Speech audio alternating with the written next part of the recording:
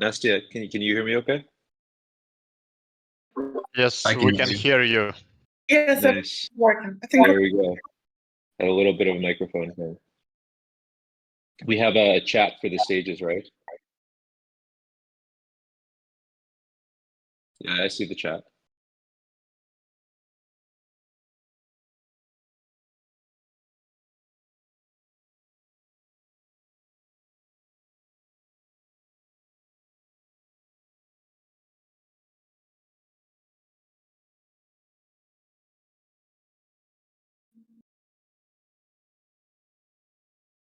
Okay, guys, so let's probably start.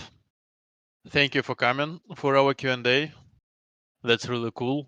I'm Andrei. You might remember me from our previous sessions. I'm one of Fraglab's founder and executive producer.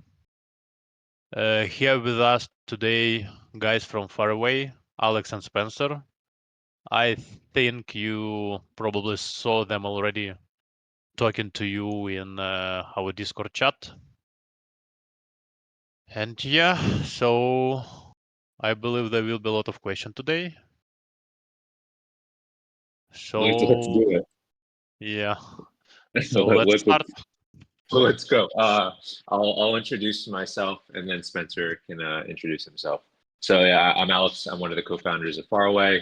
Been in gaming for a while. Worked with Spencer for quite a long time at companies like Glue, which is now part of Electronic Arts, and then most recently, before Faraway, we were at Scopely together, where we worked on mid-core games like mid-core RPGs. So yeah, excited to be here. And yeah, excited for all the questions today. Cool. And yeah, I'm Spencer. I'm the Chief Product Officer at Faraway, and I've been in gaming for about 20 years. I've worked on PC, MMOs, actually shooters too, as well as mobile stuff, a lot of free-to-play product and RPGs, and pretty much all kinds of different things. But glad to be here. Cool. I guess, should we give people a little bit of time to funnel in, or just get started? I'd say we should just kick it off. I'm sure more people will come in over time. Cool. Okay, let's do it. So I think the big question is, why are we partnering, and what is Faraway's role in all of this? So I think while we're partnering is we want to bring new players into Shatterline. We think it's an amazing game. I think it just needs more players and new types of rewards. And I think that's sort of the function of Web3. I think when a lot of people think about what Web3 is, what NFTs are, they have a reputation to them, right? But in reality, like what Web3 is to us is a new way to bring in awesome communities to the game, starting, of course, with our heavy metal community, and then a new way to provide rewards to players that can be traded, sold, used in other games, sort of do whatever they want with them. So that's really the focus around, why we're partnering, and then what we're really doing with Web3, which is just about bringing new communities into the game and then giving out different types of rewards. By the way, guys, feel free to ask questions in this chat. The stuff that's in English, I can read. The stuff that's not, I cannot. Yeah, I see this. I see the channel. So yeah, if there's a bunch of questions, I'll try to answer them as best I can. I guess Spencer, Andre, anything else you want to add to that? Sort of, why we're partnering, and then I can just talk more about the exact Web3 integration. Yeah, I mean, I'll just maybe reiterate, maybe add a little bit. But I think at the end of the day, our goal here is growth, growing the game, growing the community, growing the audience, and then really honestly disrupting kind of the games industry as a whole, and kind of also disrupting, I guess, the kind of blockchain tech industry as well. So we're really focused on things that are adding to the experience, not detracting from the experience for the long term, and ultimately giving players more reason to play, ultimately. So like one of the ways I describe it, like if you think about traditional gaming, this applies like across board, console, mobile, you name it. Basically how you get the word out is you turn around and you give companies like Facebook or ad agencies money to promote your content and like banner ads and streams and whatever else. Our approach here is somewhat different. We want to invest in the players and pour sort of our energy and shared sort of upside back into the player base. And we believe that that's going to be a more retentive, sort of more engaging approach and could potentially disrupt sort of the games industry as a whole. If you're creating really great experiences, you're not damaging those experiences, you're prioritizing the things that the players want prioritized, but at the same time, you're sharing the upside. So that's kind of the idea, the strategy. Yeah. So I guess go ahead, Andre. Yeah, we at Fraglab, we actually like talked to different people from Web3 world, and why we love Faraway, because these guys they are building sustainable ecosystem, and like the idea that they bring us, we actually believe in them, and we believe that our partnership will make Shatterline better, and like will help both of us like to expand our horizons. Yep, agreed. So yeah. I mean, I think, like I was saying, with NFTs, it's really just about bringing new passionate communities to the game and offering new types of rewards that we couldn't do, in the traditional sense. So there's no like power advantages in PvP. There's nothing that would damage the current game in terms of what players would expect from a good Shadowline experience. So I mean, maybe just tapping more into like what Web3 is, like Web3 blockchain, NFTs, whatever you want to call them. It's just a technology. People use this technology in different ways. The way that we use it at Faraway is to create these like interoperable experiences. So at Faraway, we consider ourselves as having like this ecosystem of like interoperable games and products. And one way to create this interoperability and to move people to new and cool experiences is to give utility to those people's NFTs in like a lot of different types of experiences. So that's heavy metals playing in Shadowline is one source of that. To play Shadowline, you don't need to have any sort of blockchain wallet. You don't need to have any tokens. You don't need to have any NFTs. Like Spencer was saying, this is additive, not subtractive. And guys, I see all this stuff in the comments. Like, we're gonna go through a few questions that we got for the feedback form first, and then we'll open it up. So we see everything, but we're gonna go through some stuff first. So how will this work? Basically, will new additions lead to pay to win is one of the questions that we got. Will free-to-play players suffer? There's no heavy metal integration or blockchain integration in PvP at all. I assume this is where a lot of the concern is coming from. Like, PvP is being left alone. Like, we believe that it's important to, preserve the, competitive integrity of the game. Another question we got is, will it be easier to earn money in ladders or tournaments having heavy metals? There's going to be leaderboards for PvP and PvE. In PvP, like I just said, heavy metals don't have a role, so those are left unchanged. In PvE, those have leaderboards. Heavy metals will have, power advantages or support advantages. But of course, if you are a person that's playing PvE a ton and you unlock, all of the different skill trees and all of the different abilities, you'll be just as competitive. One question, another one is, will the current lore be rewritten? No. Will heavy metal bring map changes? Like, this is maybe a question for Andre, but I don't believe so, at least not in the short term. Go ahead. Yeah, no map changes in context of gameplay. Probably will add some Easter eggs related to heavy metal universe. Mm-hmm. Yeah, and what will you do with the heavy metals? Are they going to be OP? No, the answer is no. Like we're being like pretty careful to make it, like I said, an additive experience where it's fun for heavy metal holders, but it's not unfun for the regular players. What we're looking for is to really, merge these two communities together. Those people that have heavy metals or are interested in Web3 mechanics, and of course the traditional competitive gamers, which is the existing Shatterline community. So what if I don't want to see somebody's drone, for example? Can you hide it? Not currently.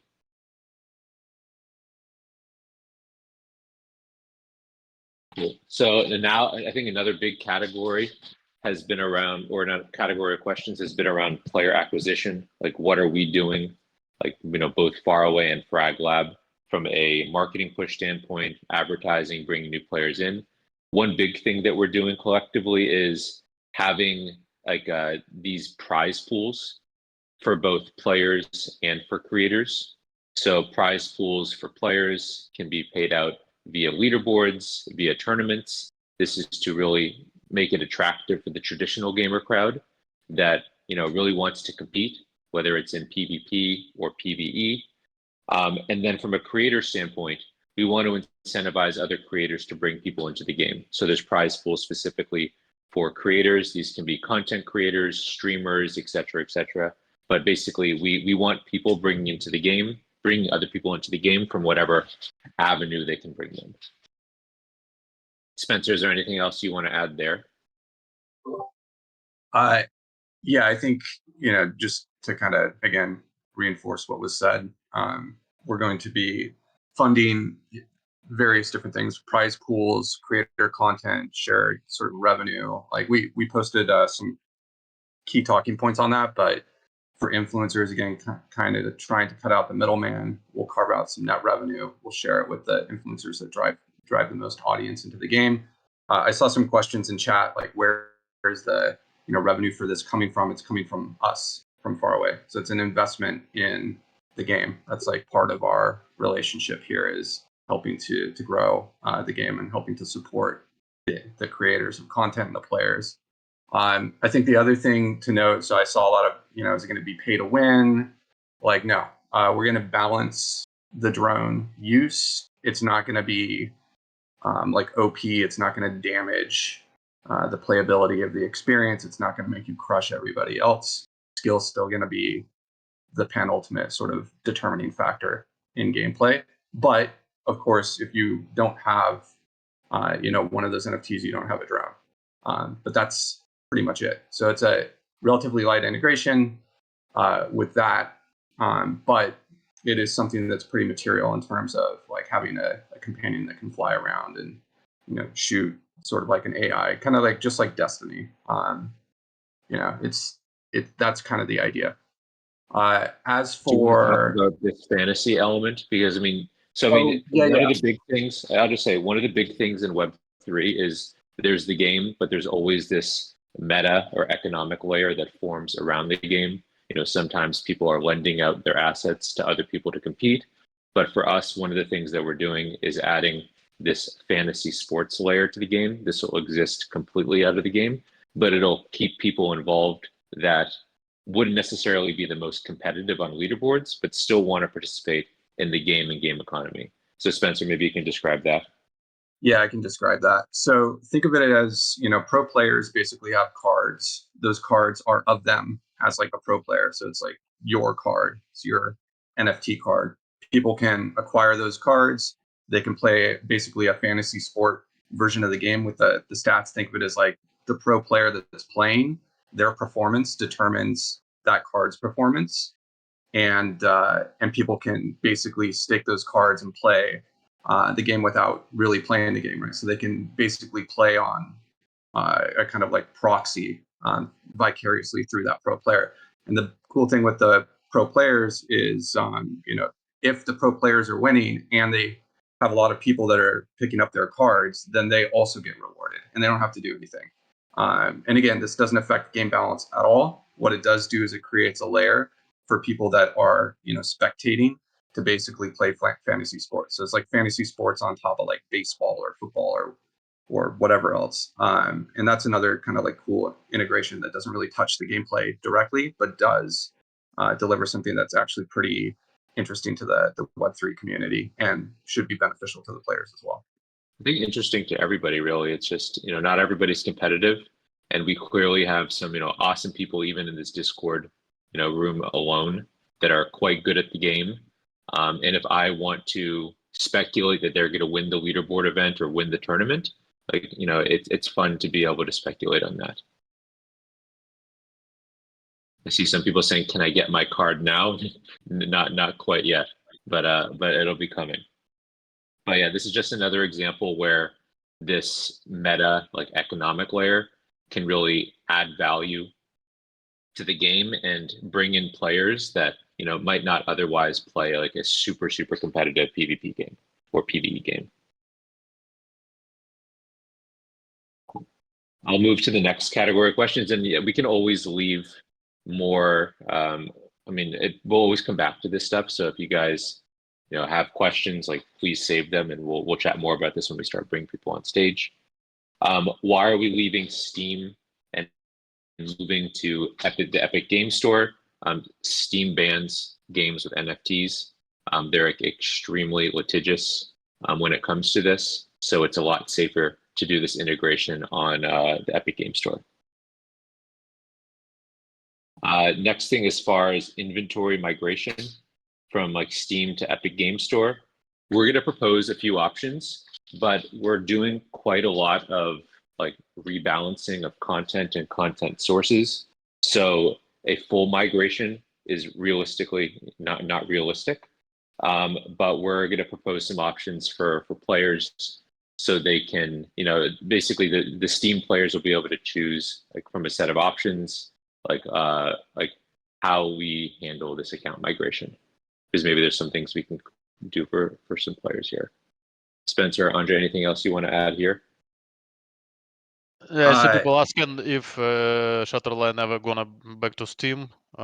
We still keep this option, like we really want to get back to Steam. But when probably Steam either changes its policy or we'll find some way to keep like 2 separate SKUs. But at the moment, we are focusing on delivering Shatterline to Epic Game Store. Yep, I think that pretty much covers it. So Steam's definitely still on the cards in the future. Would require some changes from the platform, from a policy position, obviously. But we'll keep that kind of in mind as well if there's a path there to kind of bring it back. That aside, as far as moving and migrating, we'll present some options and provide those to the community so that they can decide on like which of those they would like to see when it comes to kind of accounting for prior effort and those sorts of things. Cool. And then I guess as far as new game content, yeah, I think one thing to really clarify here is just because we're introducing Web3 elements, that does not mean that neither Faraway or Fraglab teams want to see the game continue to get improved. I think this is just about like order of operations, and I think for us it's bringing in like us being like both our studios, just how do we bring in more players? What mechanics do we introduce to bring in those players? And then yeah, we'll talk more about and answer questions more about like how we see the trade-offs in mechanics and the the investment in PvP in PvP versus PvE. So yeah, just to repeat, like investing in the Web3 side of things does not mean that there won't be future investment in the Web2 side of things or traditional gameplay side of things. Well, then I know a hot topic, maybe Andre, I'll let you talk about this console release. I'll let you go for this and I'll chime in. Yeah, sure. Like those who with us for a while might remember that we actually had a beta test on PS4 like a year and a half ago. Uh, so yeah, like consoles is interesting thing. We definitely think about it, but still we're not there because we have to make the game perfect on PC first. Like, it doesn't make sense to go there until we are happy with what we have on PC. So PC is our main focus right now. Yeah, nothing to add from my side except that I agree. It totally makes sense to like do a good job on PC first before expanding to other platforms.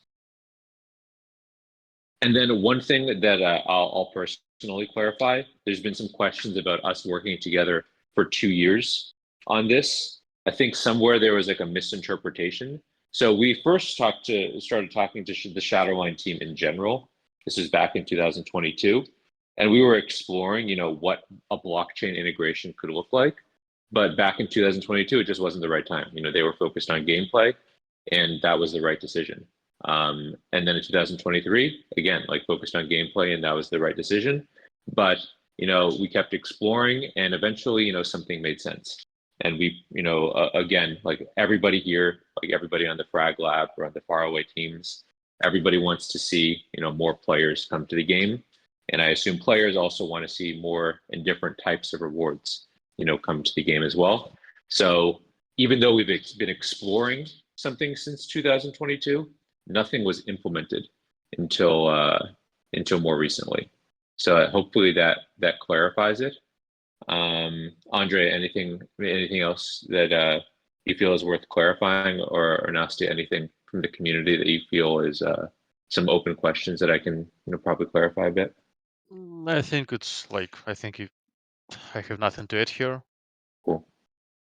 And yeah, I think almost every studio in the world has experimented with, what does it look like to introduce NFTs or fungible tokens into their games, whether it's, big AAA studios or indie studios. The same way whenever a new technology comes around, whether it's NFTs or AI, everybody is always trying to see what a new technology can add to, an existing game design. So yeah, I think NFTs are very interesting, which is why we are doing this integration right now. So I think it will definitely introduce a new set of players and a new type of economy to form around Shatterline.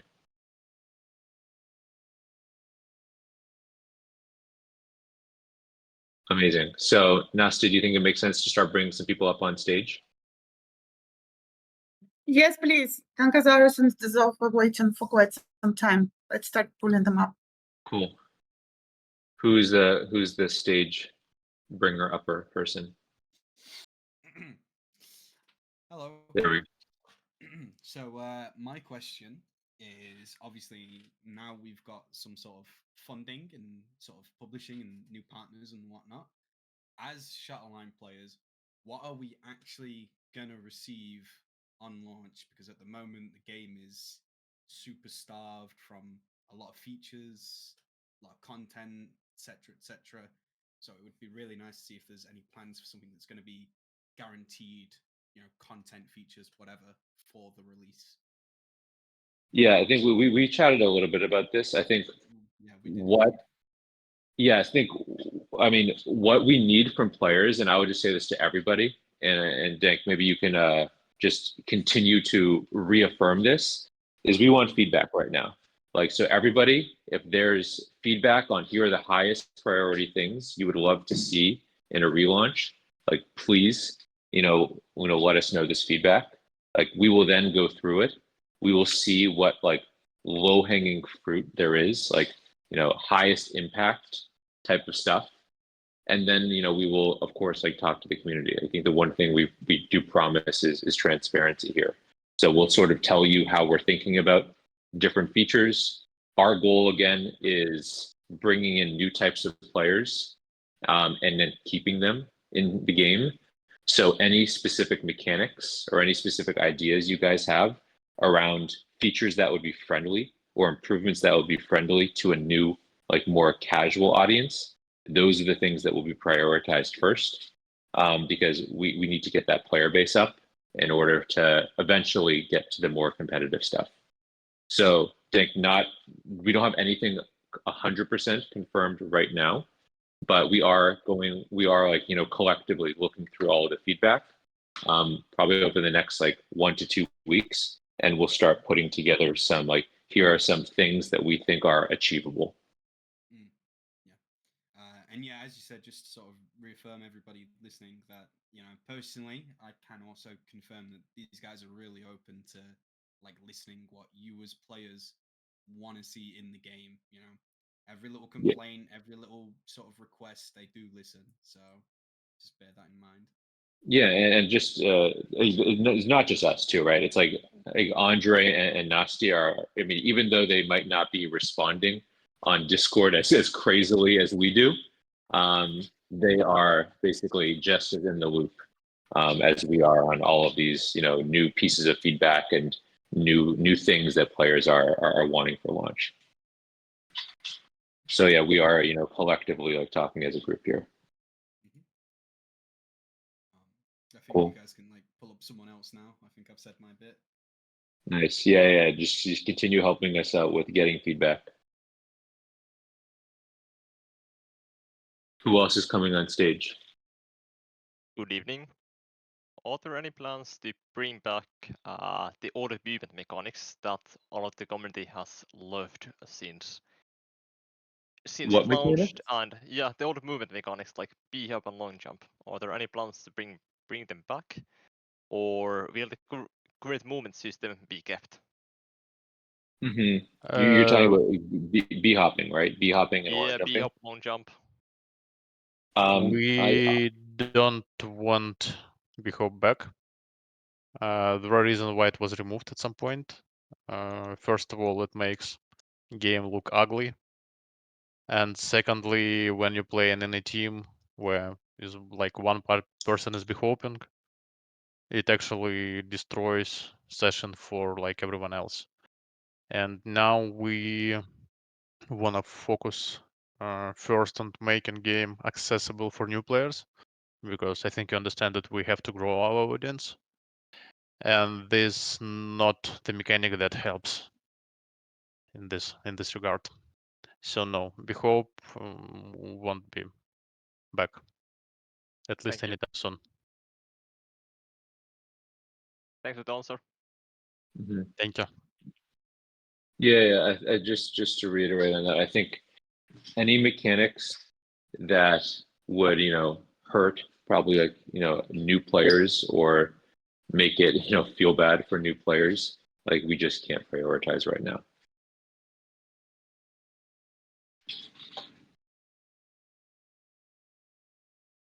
Hi. Returning to the Birds. question of transferring player data from Steam to Epic, is it possible to hear more details or variation in what form we will see our accounts at release, our progressions? So something about this. Like Yeah, I think- transferring of like progression looks impossible at the moment. As Alex said, we will come up with a few ideas how we could reward the players who were with us on Steam, and then you guys will decide which option you prefer. Alex, Got maybe it. you could Because talk more about it. I guess not only me spent more than 1 or 2,000 of hours in this game, so Mhm. no community waiting for, I guess, useful things about transferring Yeah. progression. Totally. Like we said earlier, we'll present you guys some options. Like, the community will then choose which option, you guys like the most. But given some of the rebalancing that we're doing of content and content faucets, the pure transfer of content does not seem very very straightforward, which is why I think it's safer for us to just propose some options that we think will work better, and you guys choose from those options. Got it, thanks. Yeah, thank you.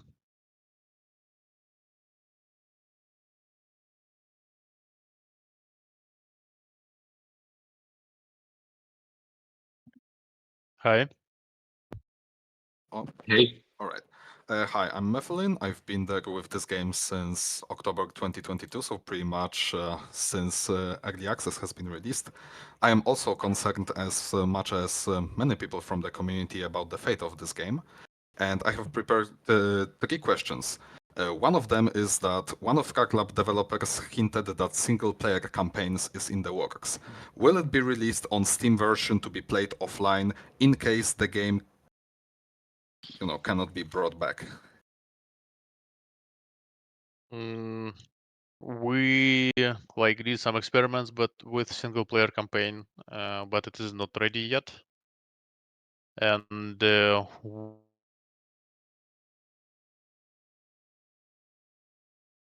Right. yeah, we had some experiments, but no, it's not coming anytime soon. All right, I see. Another question that I have is that over the years, Fraglab has pretty much disappointed or failed the player base with lack of communication about whether it was development progress, feedback that was being given by the players, or bugs that were present pretty much since the release and haven't been fixed yet. What assurance do we as the players have that we won't be kept in the dark under the new management? First of all, the management is not new. Management is the same. We just like our team just gets bigger together with Faraway. yeah, I mean, I'll just chime in. It's a Mm. partnership, and if like you want assurances that we're going to continue to be transparent, just stay in the Discord. Stay in the Discord. Like tag me, tag Andre, tag Spencer, and we're always here. We're always going to be here. We'll answer questions, and we'll give you the answers, as truthfully as possible. Like there's, our goal here is just to maintain as straightforward as a communication lines as possible with players. And we will tell you what's hard, what's easy, and our goal is just some honest communication and transparency. Right, thank you. My last question for now is, how do you feel about BigfryTV's recent negative video about Fraglab's partnership with Faraway, culminating in him demanding his branded trinket with his YouTube logo be removed from the game upon hearing the news of the partnership? I think his main complaint that this was planned in the background since 2022. I It believe. was one of his complaints, yes. Yeah, I mean, I think I just addressed that a little bit earlier, that we've explored it, but nothing was concretely planned. So I think what would have been better for BigFry to do would be like reach out, get like clarification before making a video. But of course, everybody loves to engagement farm. So I think there's a reason to post a video that's inflammatory. I think as far as NFTs being introduced to the game, I mean, of course, there's going to be a set of people, players, streamers, etc., that just hate NFTs, right? They just hate crypto the same way people hate AI. Like, of course, we will continue doing a good job in showing that we're using this new technology in ways that benefit all players. But sometimes you just simply can't change a person's mind, right? People hated free-to-play microtransactions, and 90% of people are fine with it today. But of course, there's always that same 10% that again hates free-to-play microtransactions, and we will never get them over that hurdle. But the thing that we can do is we'll be transparent, and we will do all of this Web3 type of integrations in a way that benefits all players as a whole. I hope So that is pretty clear. And So you are I not, still. Yeah, please. All right. So you are not concerned about how much was it? 82,000 people watching this video, and be concerned that this is a player base that will be just gone, just from this video alone, that it might hurt your bottom line. No. Right. So thank you for answering my questions, and from the bottom of my heart, I wish you good luck in handling this game. Yeah, Yeah, I think like.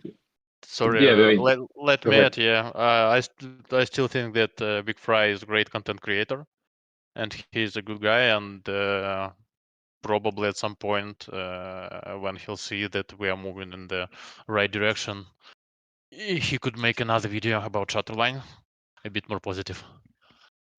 Right. Thank I you. mean, I'll chime in real quick too. My personal point of view is, you know, people are going to react poorly to change in general, especially if there's like a negative sort of association bias around whatever that change is. And I think it's our responsibility as, you know, the operators of the game and developers and kind of publishers, etc., to help show the world and the gaming community how this is a positive change, and it's not going to be something that happens overnight. I think it's on us to demonstrate to the community that this is a change for the better, and I don't think anyone's going to believe that until they see it firsthand. So I think, you know, talk is cheap and actions speak louder than words, and I think what we need to do is demonstrate through our actions to the community that it's positive. And I think when that happens, that's when the narrative will change, and that's when there'll be a shift.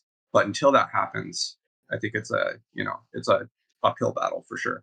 But this isn't our first time with uphill battles. And I'm not talking about free to play and microtransactions. I'm talking about game features and MMOs and other stuff I've done historically.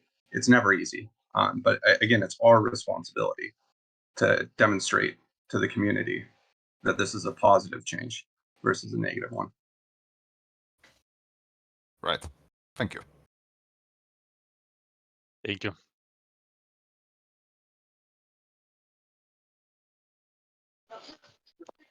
Hello. Hello, hello. Hey, Epsilon. How are you, everyone? All good, thank you. Yes, thank you. I have questions about PvP in general. So it will be very fast. I want to start with the bunny up because it's a very, very big, important thing. Because maybe you, Andre, you are against it. I understand. But the thing is, we've played with bunny up and long jump for a long time, and it created a lot of, you know, good PvP moments. You know, highlights. You know what I mean? And Yes, sure. yes, and I talked with Palais and every day, and they, from what I understand, they want the game to maybe be competitive later, you know.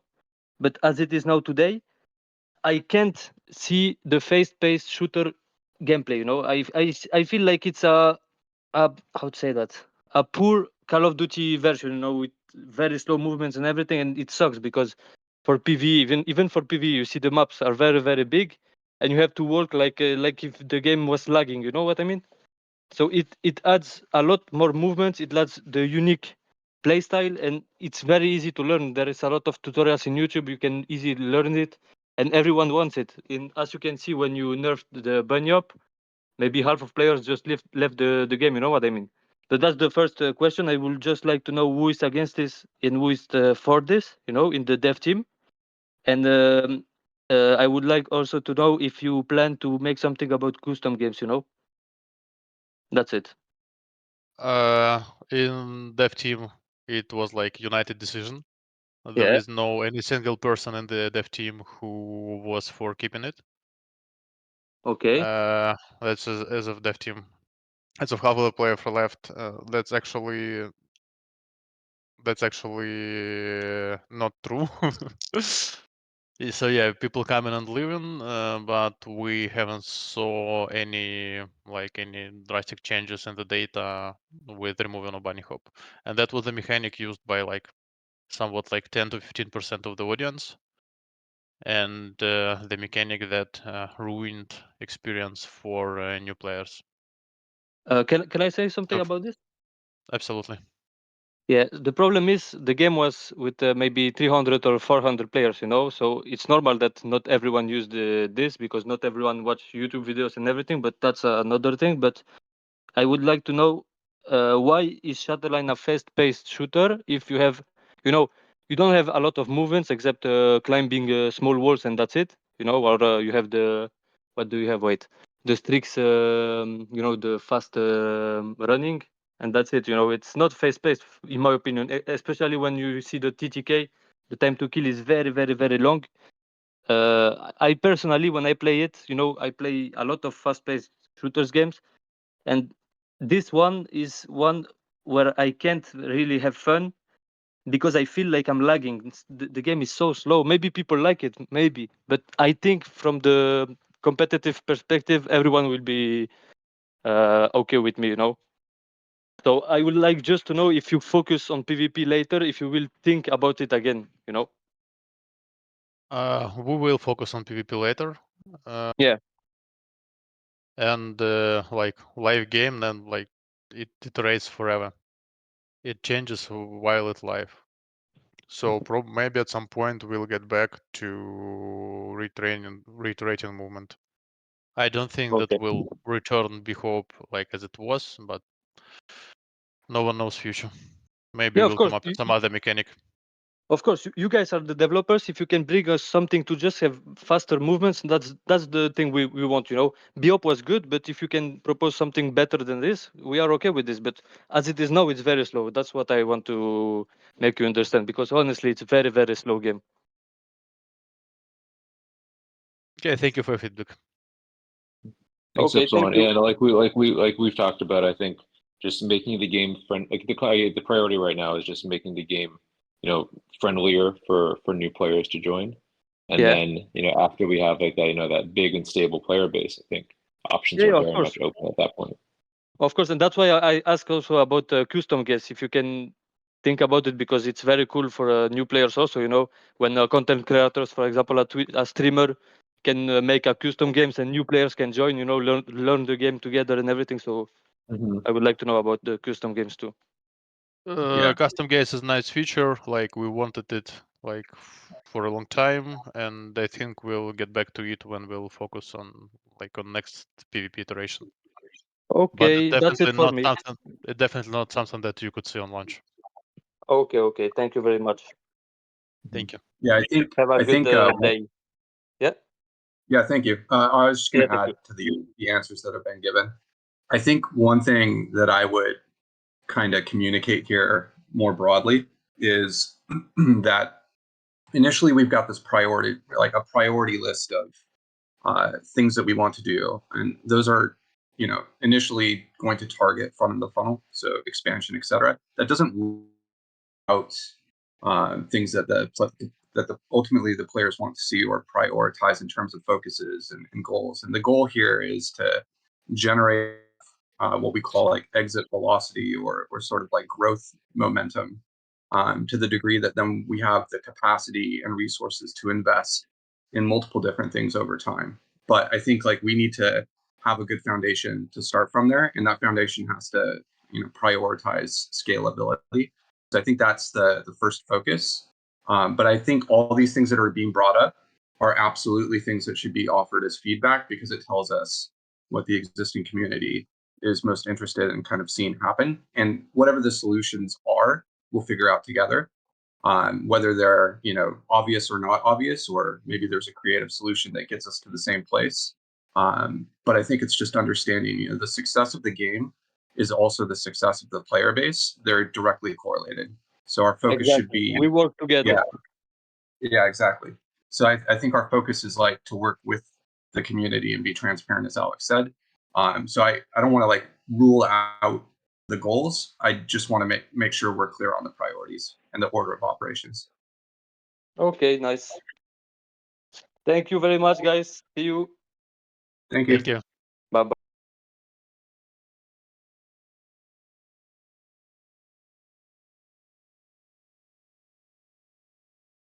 Hello.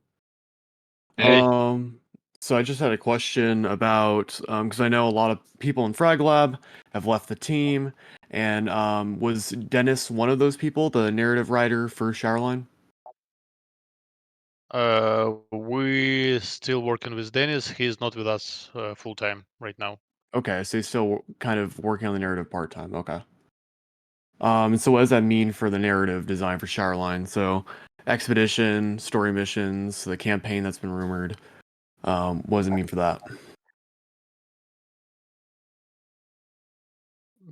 Sorry, I think I didn't get the question. Could you please?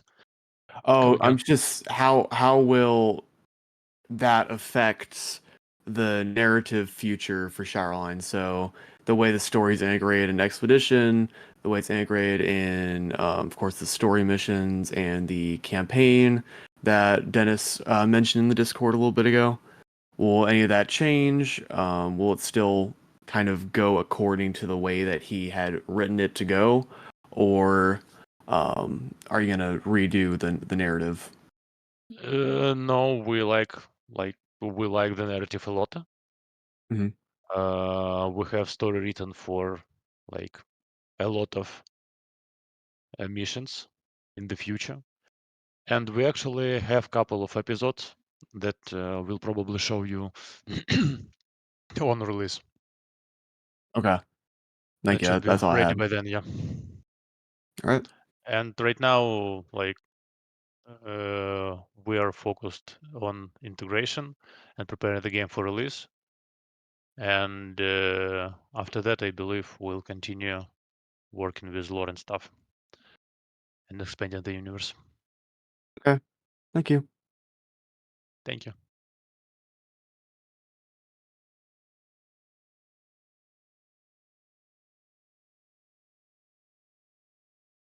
Hello. Yeah. I would like to ask about the recent. There have been many bug reports and feedbacks coming in. How are they going to be went over? This is sort of what I was saying before is collectively, Faraway plus the Fraglab team, once we get all of the feedback, we'll go through it. We'll prioritize it and do some cost benefit on here's, if it's high impact and relatively simple to put in, that's going to be the top priority items for us. But again, I think right now we need more feedback and we need like fresh feedback too. So that's why I was encouraging everybody here. Like if you sort of now understand what we're prioritizing, which is bringing in more players and keeping those new players. So if you think about providing feedback in that lens, it would be extremely helpful for us.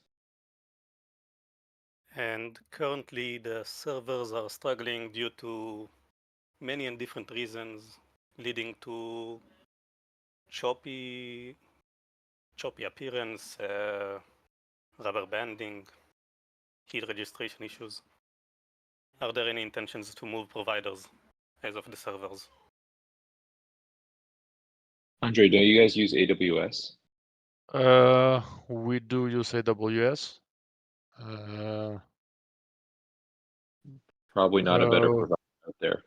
Yeah, they're actually a good provider. The thing is, right now online is like not that high, and it's always an issue to find the session like in your near your server, near your AWS instance, and also it could pack people from different like locations together in one session, and some of them could have pretty high ping, and lots of issues would be resolved like automatically when we'll have more players. Then we'll be able to add like more servers in different locations and make sure that people play with like low ping. Okay, thank you. Thank you.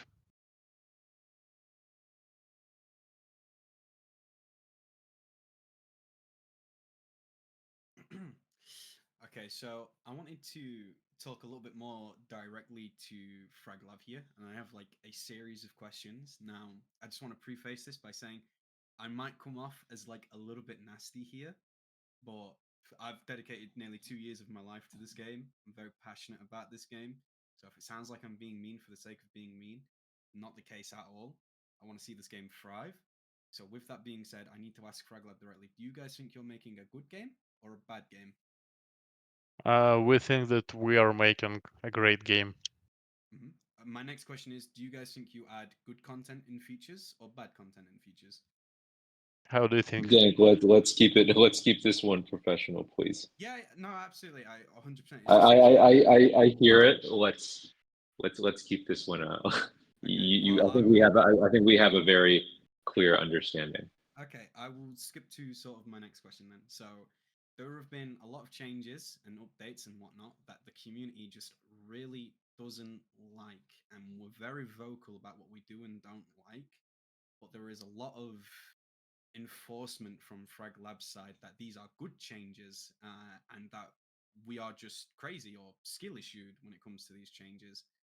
Now, obviously, ultimately, it is your guys' game. It's your vision. If you believe this is what people are going to find fun, then who are we to stop you? But at the same time, we are the people that have spent thousands of hours, hundreds of dollars, investing in this game, energy, time, money, etc., etc. And we're saying these things, and it's just you guys are enforcing what you want to see, and not necessarily what the community wants to see. And obviously, in my opinion, when the community wants to see these good changes or bad changes added or reverted, and you guys are enforcing these changes, it's very tone deaf and out of touch with the community. So ultimately, it's a question of when are we going to start listening and having a lot more value on player feedback, essentially, if at all. That's like one point of view. We see it a bit differently from the very beginning, from the event tests prior to early access. We played with our players, we talked to them a lot, and we have regular community requests review, and we do react to things that are important. And the thing is, when you react to it, like people take it for granted, but when you disagree with some requests, they remember about it, and it like feels like pain. I believe like we closed 70-80% of the requests we've got like in the first half a year, for example, and I don't think anyone remembers about that. No, I can Recently, definitely remember some of these. recently, based on player requests, we introduced ranked games like competitive play and PvP. That was number one request. We did it. Mhm. We've got requests that we did it like not the way that people wanted it. We talked a lot with many players in community, Mhm. and we reiterated and did it like the way most of people that we talked to were happy. Mhm. The same happened So, to Plant the Bomb mode. Like we reworked it. Like our design team talked a lot to like players who played competitively. mhm. And the end we find the ground and we play tested it even before it went live. So yeah, we think we actually listened to a lot of feedback, but definitely some stuff is not there. Like some requests, they are not aligned with like the vision of design team. Mhm. Some items like they're not in time. Yeah, so just to rebuttal some, ranked sort of things there. Mhm. Obviously, yeah, I agree that a lot of people did want ranked, and yes, you guys did deliver upon ranked.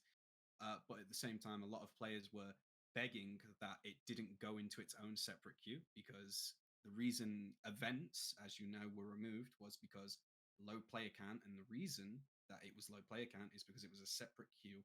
Why queue for one mode when you can queue for 5 and have quicker matchmaking? So a lot of players were begging to have ranked in the general matchmaking pool so people could actually play it, because with the low player base, obviously you cannot queue for one singular game mode and get a match in a reasonable amount of time. And that wasn't the first iteration of ranked, that was the second and third iteration. We asked for the same thing, we never got it. So that single thing right there, that's nearly around a year of asking for one relatively simple thing that we know can be done, and it was not done. And that is, once again, I mean, from what I have been told personally, a dev team decision that it wasn't decided not to go into the general matchmaking pool. We'll talk to design team and we'll get back on it. Please make sure to add it to like list of requests. Definitely. Just trying to think of what else I've got up here. of course, there's been a lot of changes. You know, for example, TTK, stagger. Stagger is pretty much universally hated. Same with like movement changes a lot of the time, like being pushed back by grenades, screen shake, stuff like that. That's sort of still in the game, even though a lot of people just really don't like it. It's just I'm sort of pinpointing a lot of points here where it's like these really small things that a lot of people are asking for. That's just never done because obviously ultimately you guys are the devs and that's what you say goes, right?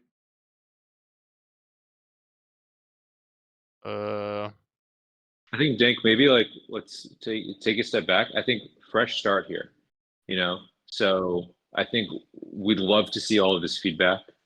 Like we're gonna look at it all like at one time in one place. So I think if these small things that a lot of players are very passionate about, then of course I think both of our teams will chat about all of this stuff. And I don't know, I mean, I don't have a lot of context on some of this stuff. Maybe it was done for game design reasons. Maybe it was done for anti-cheat reasons. I don't know. But all I can promise is that we will definitely talk about it. And like you will have the answer as to why it will come back or won't come back. Okay. Well, I think I'm more than happy with the responses. I think you guys can put someone else up to take over for me now. Cool. Yeah, please. Yeah, I would just say keep the feedback coming. Hello again. Hey again. So, are there any plans to add, for example, play? I'm thinking of like a new player's perspective. Are there any ways there might be like both matches, like play versus AI, to be added to the game? So, for example, a new player could just try a quick PvP match against some bots and learn to play character. Like, for example, Ram is a super complex character. You need to know how to aim with the axis. You have to use the cross strike at correct timings. The ultimate is pretty hard to use.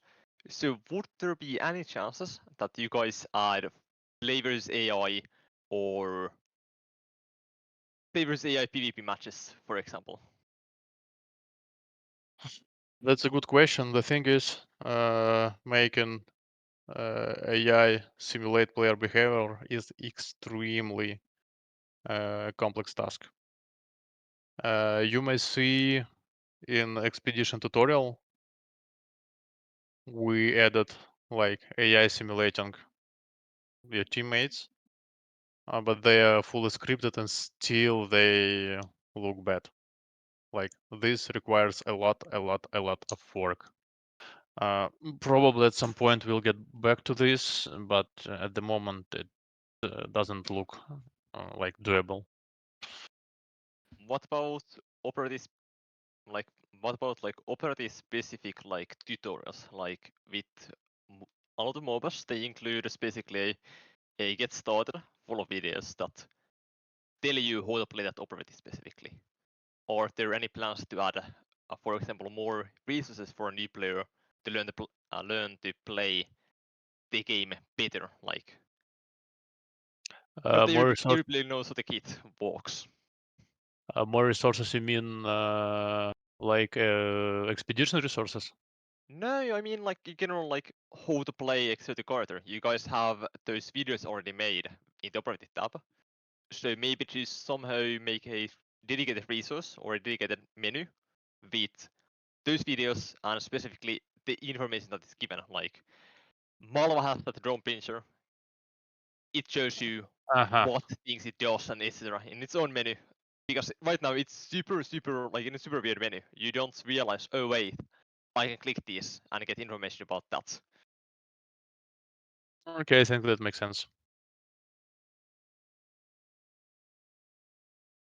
This is just these little tutorial videos that like League has. Is that what the question is? Yeah, Uh, can we have it in a specific menu, for example, like so a new player would be forced to go through them, like in a lot of MOBAs. You have to go before you can even unlock the character. You have to watch the videos or somehow in its own menu.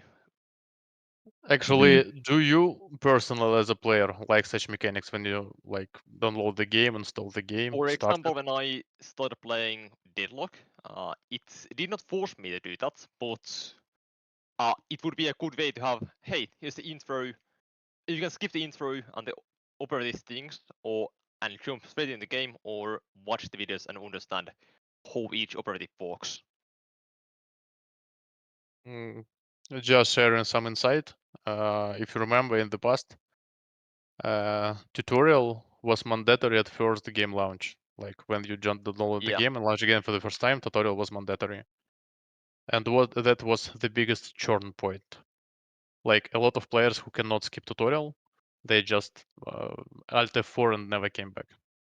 That's Yeah, why that's why we like it is not mandatory anymore.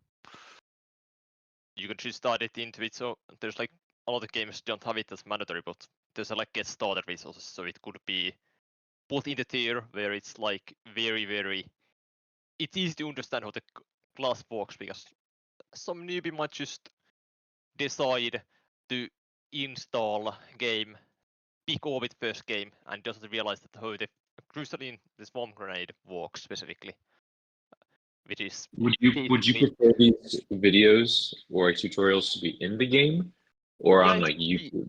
in the game in its own like menu, maybe, because the current way it's done, it's very you don't click on that because it's the operative. Are you talking about these are videos or are these like playable These are videos. tutorials? You probably have it on the Discord server. I Yeah. validated I the have game like kind of a long time I ago. have an opinion here. Yeah, I have like a sort of an opinion here. A lot of that stuff I think is better actually made by players than it is by the developers. It's like this is sort of the reason that like nobody has in-game chat anymore because Discord does like a way better job at like unless it's just like spatial audio. They have that, but I know most people just use Discord for chat or Discord for voice. So I think some things there are better tools outside of the game for explaining some of this content than putting everything in the game. So I think that's always the thing to be careful of. It's like if we do something, are we actually going to do it better than players? If so, yeah, definitely do it. If not, like actually let players explain all of the nuance of these characters themselves. So I think that's always the trade-off. Yeah. Thank you. For sure. And Dink, I see your yeah. I think players a lot of the times do know better than the devs, or figure out something that the devs couldn't predict. I think it's always these emergent things that are the things that make games interesting. Hello, hi. So one thing that I really want to know is if we can bring back, at least for the extreme difficulty for expedition, the 4-sector expedition, because the current PvE progression system is not balanced with 2 sectors in mind. Before, when you could do 4 sectors, you could run all 4 sectors and get all the different kinds of resources in a single run if you were smart, played fast enough, and moved fast enough. Whereas now I have to play easy and extreme twice as much to get the same amount of resources, which I think is pretty detrimental to the overall PvE experience.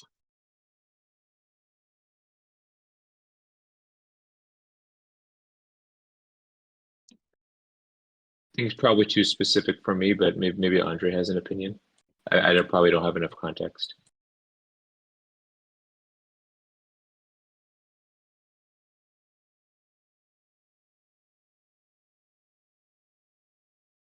We lost Andre. Eventide, maybe you can. Yeah. Oh, there we go. I'm talking muted. Yes, that's nice.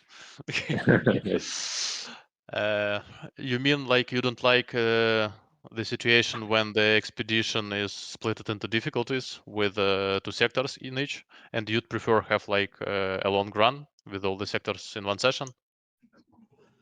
I would prefer to have the option to do either. I think that it's fine to have the shorter expedition format, But as far as the PvE experience goes, and especially because they want Faraway wants to lean into it as a modicum of competitiveness, it's really, really bad when you have to spend twice as much time, grinding for different resources you need in different modes, which may or may not, if you don't have a squad to go with, you're doing it with randoms, which is even worse because there's a lot less communication involved.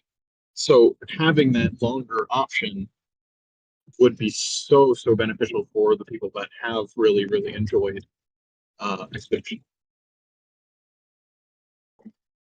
Okay. Oh, sorry, go ahead. Yes, I see your point. Please make sure to add it to the request list, and we'll review it with design team. Great. And then one other question. Do you think that at some point we can get the Barricade mode back? That's something that a lot of the PvP community actually really does want back, because that was a pretty fun and unique mode that you don't see in every other game. We got Conquest, we got Domination, and TDM and Escort. Those are all good modes, but are also in like every other game. Barricade is something that I've never seen before, and that I enjoyed a lot. Well, Barricade is my personal favorite, and like it's hilarious. Like I love it a lot. The thing is, like we first introduced it in events. Then we set it like as a regular, like constant mode. It was always there. And we saw like in a week or two, interest to it like dropped significantly. And it didn't survive like as a permanent mode. We definitely like I still love it. And we definitely want it back as an event for sure when we'll have more players.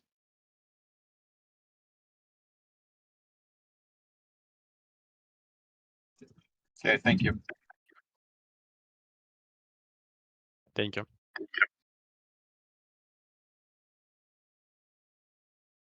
Hello again. Again. I've come up with a couple more questions in the meantime. First of them is the PvE progression tree is lackluster and often not fitting the theme of the operators. For example, Kite has bonus shotgun damage even though it's sniper rifles that load his ultimate. That results in Brisa being the only operator with overclocked sniper rifles in PvE. Other example is Ram's axes. It's either the throwing axe or the explosive axe. They are absolutely not affected by his skill tree.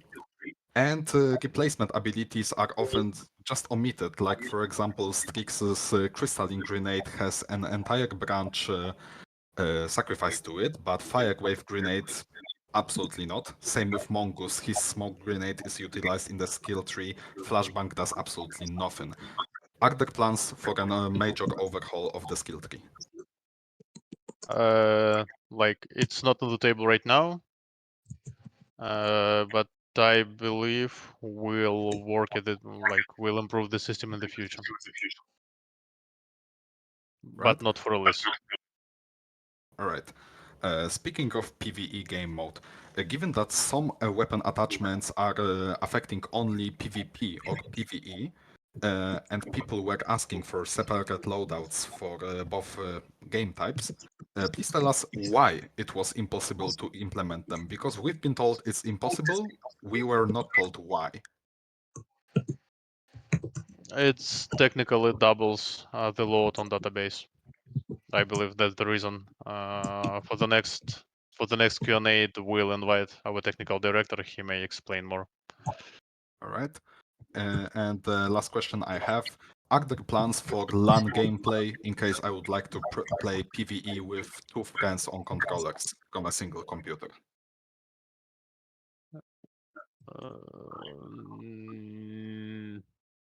No, it's definitely not on plans.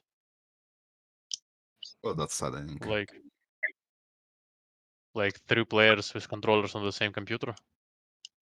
Yeah. That sounds like cool. for example, Ultimate Chicken Hogs does this. You can play with your friends from a single computer. You just connect an Xbox controller to your PC and it works. I've never even seen that. I didn't even know that was possible. Oh, it is possible. Actually, try this game. It's very fun. Well, what's it called? Ultimate Chicken Horse, and it sounds like I'm making it up, but I'm not. It's a I real found it. title. I found it. I didn't even know that was possible. Yeah, it It's is it's possible, and because it it's is, split screen. I really recommend trying to implement that to Shatterline. Because some of my real life friends I invited to this game, they enjoyed it, and I'm sure they would love to play it offline with me if they had an opportunity. Yeah, I mean, I'm personally gonna check it out because I didn't even know that was possible. It's split screen. No, Sorry? it's all. You're talking about Ultimate Chicken Horse. It's all like one screen, right? Oh, There's two, it's like Smash Brothers. Yeah. Ah, cool. Right, so if you could please look into it, because having an option to play on LAN with controllers like would be amazing. Even though it would not maybe a single computer, but perhaps 3 computers connected into the same network, so that every player could see their own screen. What would the difference be between just having a party of like 3 people on different computers? Well, in case I would not want to download Epic Game Store and I would like to play the game on Steam release. Mm. Yeah. Okay. Yeah. Well, we'll check it out. I'm just checking out a video of this thing. Right? Thank you. He says. Thank you.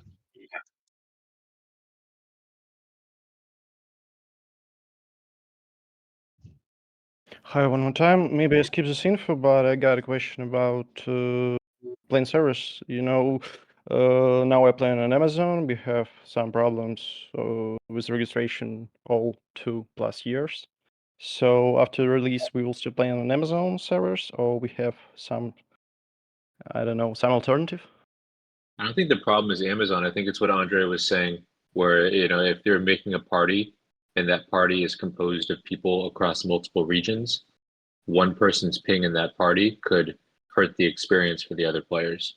Right? It's not an Amazon or a Google like cloud provider problem. It's more of a player-based problem. But I think if we can increase the size of the player base, it means more player density per server, which means better experience per party. Okay, thanks. Does that make sense? Yep. I mean, Instagram uses AWS. So, I mean, most of the big websites in the world or big games in the world use AWS. Okay, thanks for the answer. Cool. Thank you.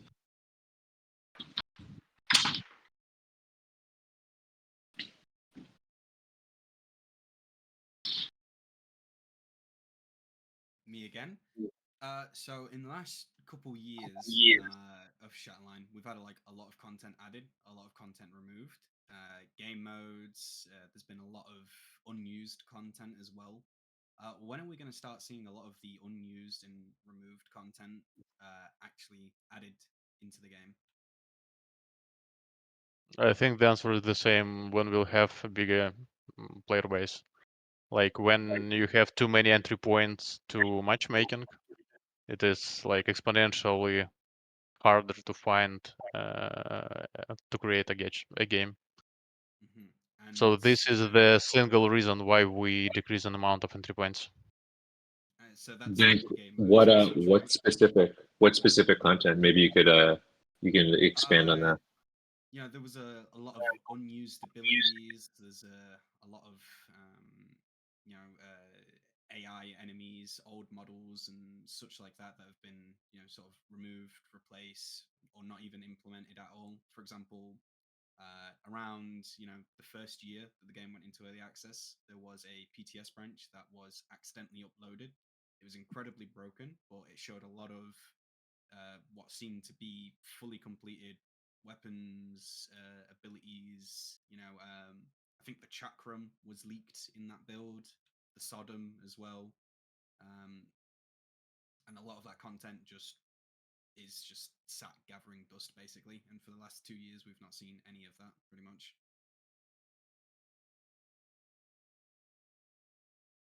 So are there any plans at all to make use out of that content that's just gathering dust, or will it never see the light of day?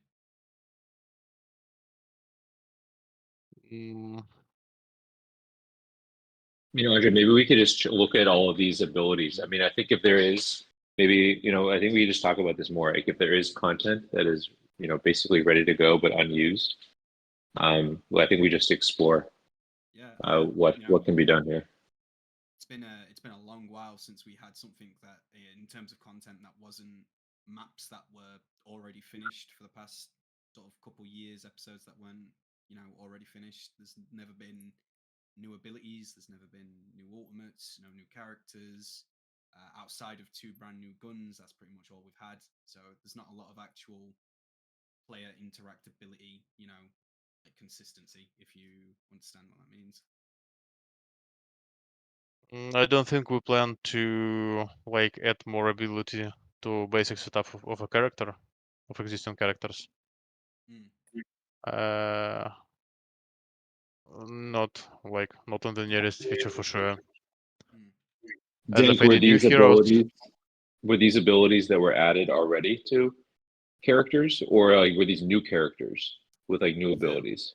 There weren't any. There was a leaked prototype of some sort of rocket launcher character, but that was very, very bare bones. But in terms of the abilities that were leaked, there was leaked ultimates that were fully modeled, fully operational, leaked, tactical abilities and lethal abilities that were fully functional. So just really strange to not see any of this content added, like, at all.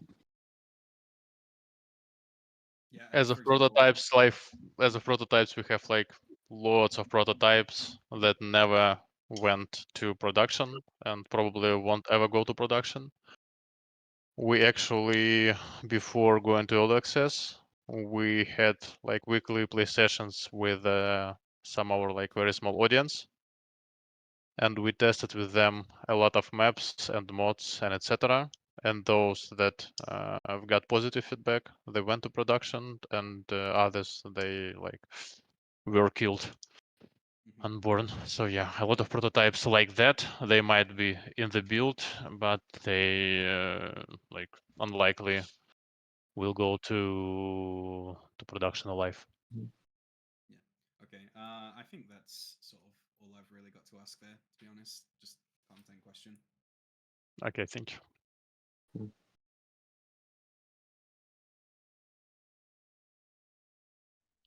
Hey guys. Hey Reptak, nice to meet you. Nice to see you, I mean.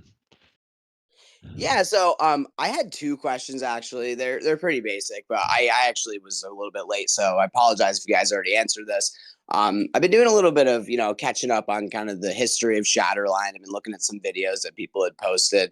And one thing I've noticed a lot of people bring up is due to like the lack of players was partly and because of people really think it should be launched on maybe like Xbox or PlayStation. Is this something you guys plan on doing in the future, or adding something like controller support is a big thing that I've seen a lot of people talking about? I think it has controller support already. Okay, great. Andre, And I'll let you talk about console. I think we were just covering it a little bit earlier, but like Andre can give like the quick TLDR. We believe that the game should be polished on PC first and only then go to consoles. We saw some games, they went to consoles before they like were good enough and polished enough on PC, and none of that had a great story. Since we're happy, like when we'll be happy with the build on PC, we'll discover console opportunity as well. awesome, love that. And the another question, kind of on the NFT side of things, I guess, even though I guess it's a little taboo, would be, what do you guys? First of all, like, what do you think is like really why bringing NFTs into the game is going to kind of add to the player basis? Like, do you guys think that that's going to be successful? And like, kind of, I guess, like the fundamental difference between something like a weapon skin or somebody buying an NFT, I think. I mean, we're starting off by integrating existing NFTs and giving more utility to those NFTs, like by giving them good game experiences. So I mean, yeah, we do think it'll be successful, or else we wouldn't be doing it. But yeah, I think like the first goal is just bring in heavy metals. Like this is an awesome community that has some real gamers in it.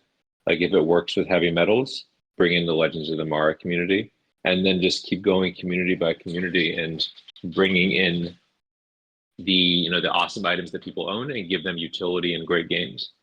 And I think there's definitely a pretty scalable model here.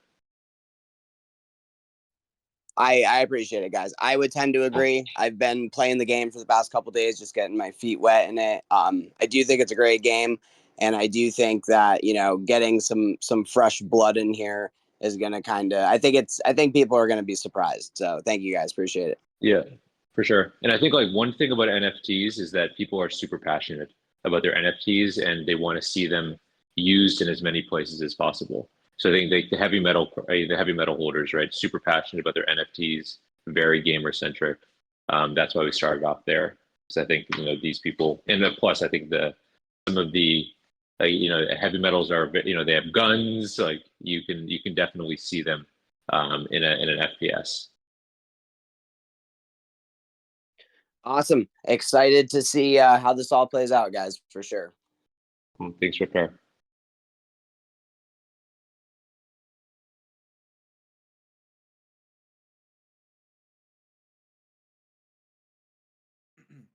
Hello, I'm not really here to ask my own question. I'm here to ask a collection of questions that I've seen in my chat at the moment. As well, I just wanted to maybe apologize to Faraway a little bit that a lot of these questions from the community are a lot more centered towards Fraglab and Shatterline in general than NFTs and whatnot. But obviously, that just shows the passion of the community that's there. So yeah, and I think like that's awesome. By the way, like we want to see this passion. We want to see the feedback.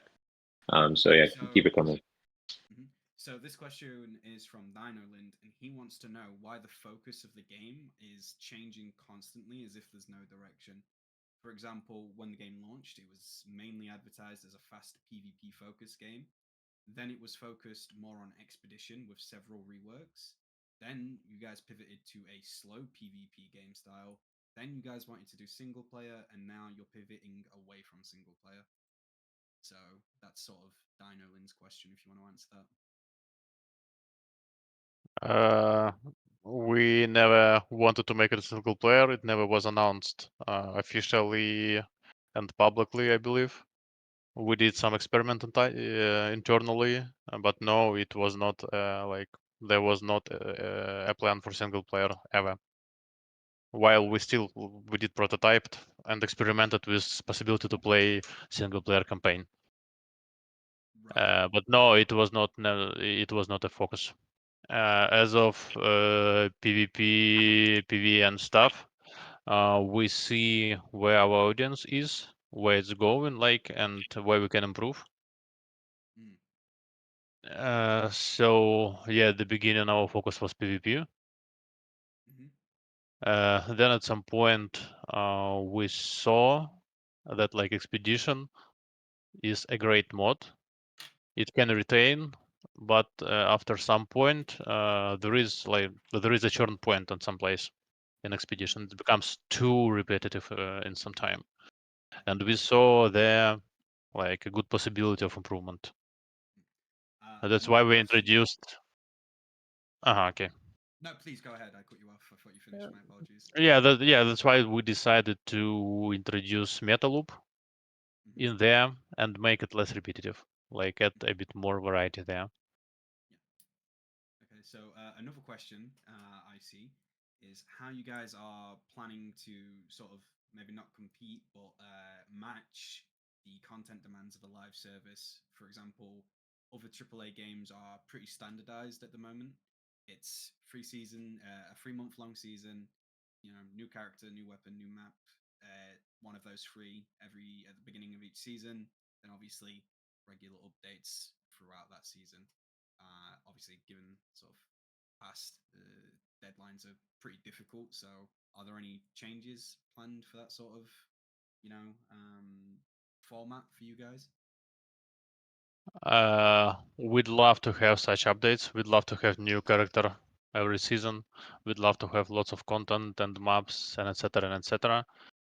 But I believe the companies that are doing this, they are a bit of different size and a bit of different budgets.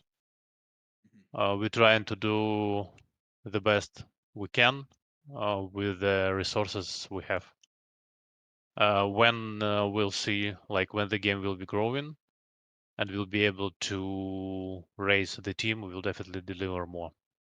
Yeah, absolutely. Okay, I'm just scrolling through now to see if there's. I think, Dank, one thing I want to just highlight there is going head to head against like a Call of Duty or in a X Defiant or a Destiny is just, I mean, there's nothing really differentiated about that.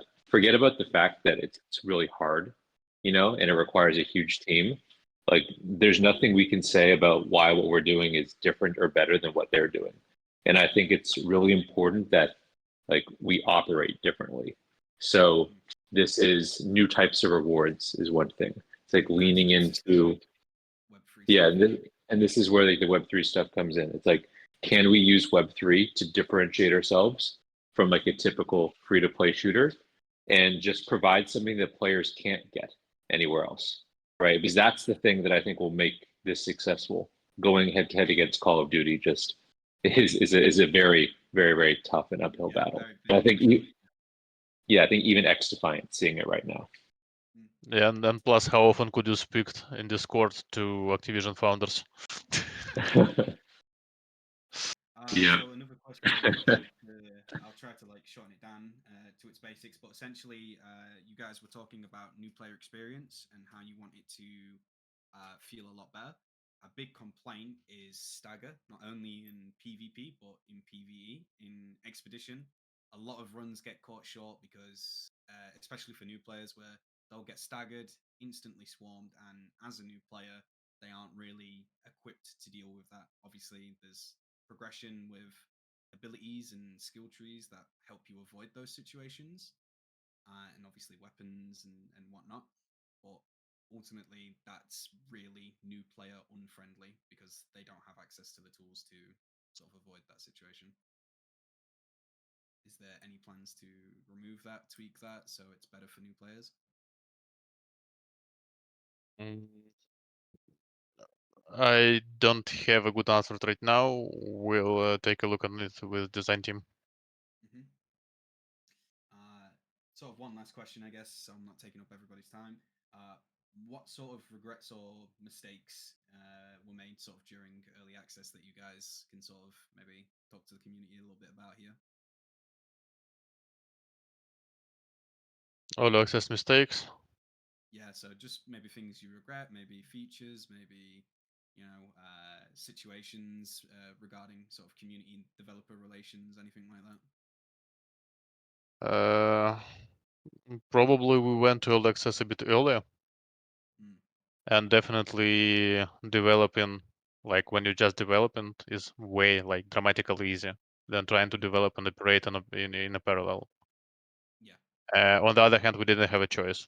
We simply didn't have a choice. Like it was 2022, the war started. We lost our investor and publisher, and we were in the situation that we should either shut the studio and Shatterline, like the Shatterline will never go live, or try to go to early access, like with Shatterline as it is, with $0 marketing budget, and see how it will work. And we made a decision, and we believe that's the right decision. It has its like consequences, but on the other hand, Shatterline would never see the world. Thank you for that. That's it from me. Thank you.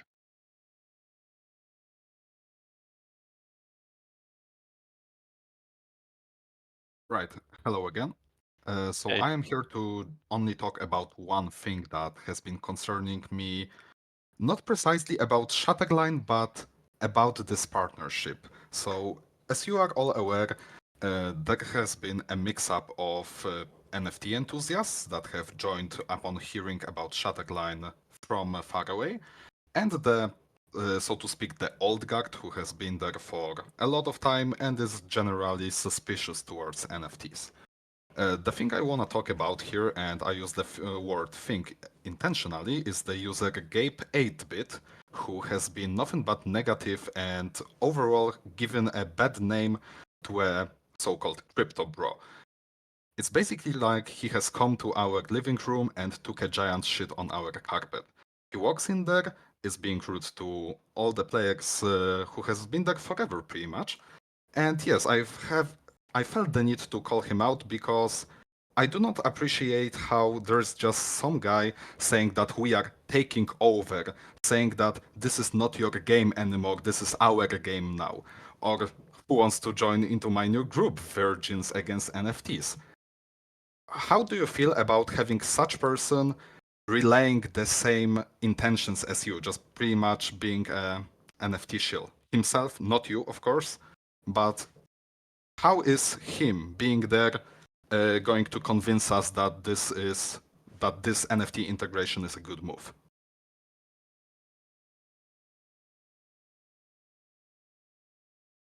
Who gonna take this? Yeah.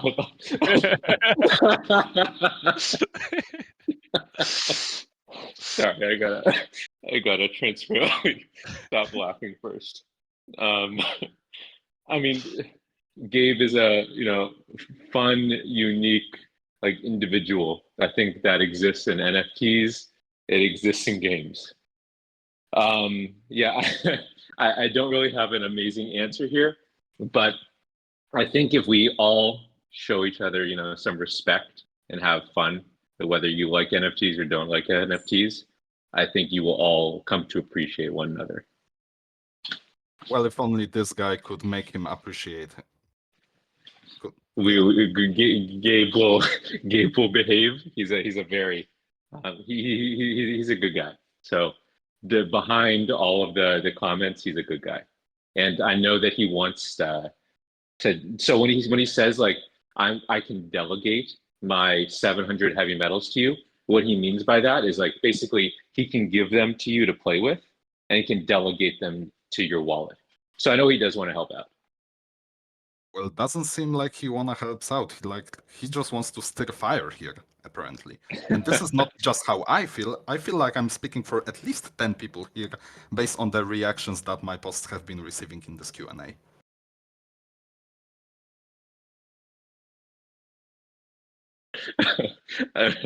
Yeah, I'm reading through some of these posts right now. Totally hear you. Gabe, behave yourself. But in the end, I think everybody should have fun together. And I think when you read behind the lines, I think you'll see that Gabe's a great guy. And I assume, or I hope that, in the next 3 months, maybe you're playing expeditions with Gabe at some point. So I think I think we should all show each other some mutual respect, and I think it'll go a long way. Well, he's yet to show his good side to us, but in this case, Yeah. I hope that he will be treated fairly in case he continues with his unacceptable behavior in this community. Sounds good. Gabe, behave yourself, and everybody else. Let's also, show each other some mutual respect here. Right. Thank you. Thank you.